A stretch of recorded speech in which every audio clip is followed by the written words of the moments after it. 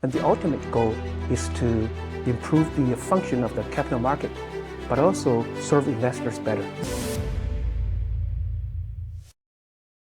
As we know, the third plenary session of the 20th Central Committee argues that we should improve the function of the capital market by balancing the investment and financing side of the market. To understand this, we first need to understand the ultimate function of the capital market is to allocate resources effectively and efficiently across the different sectors of the economy. So during this process, we have two sides, the supply side and the demand side. The supply side is the investment side. The demand side is the financing side, meaning companies that need money, raise money from the market.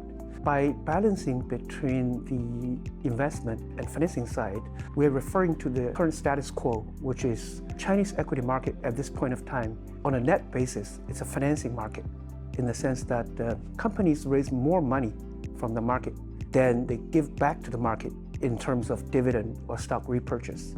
So as a result, if you compare the Chinese equity market to international markets, it's very financing oriented. This new proposal or argument suggests that we should focus also on investor side, meaning there's an investor focus here or investor oriented policy.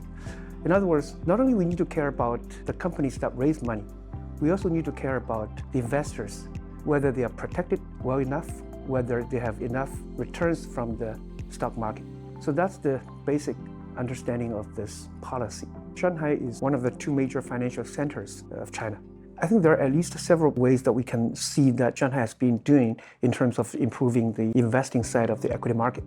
First is that Shanghai has a lot of publicly listed companies. We observed that in May, Shanghai proposed to set up a pilot demonstration zone for high-quality listed companies. Okay? We're still following this development, but Shanghai has proposed that it needs to improve the quality of its listed companies by setting up this pilot zone.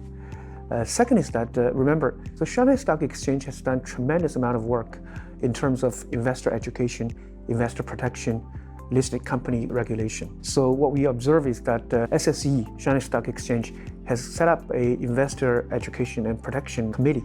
And they routinely go out and then sort of educate investors, and also sort of like they encourage that different technology-based methods for investors to file complaints.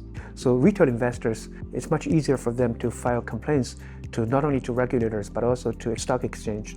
And third, in terms of fintech, the CSRC, or the main securities industry regulators of China, has initiated the so-called regulatory sandbox regime for the capital markets. Essentially, CSRC gives you such an environment where you can experiment the cutting-edge fintech technology in terms of helping investors, helping listed companies to raise capital. So Shanghai has got 28 projects approved by CSRC. That's the most for any given city in China. So in that sense, a lot of these projects have been designed to sort of facilitate efficiency in terms of the equity market. Okay, so that's one example that I can think of.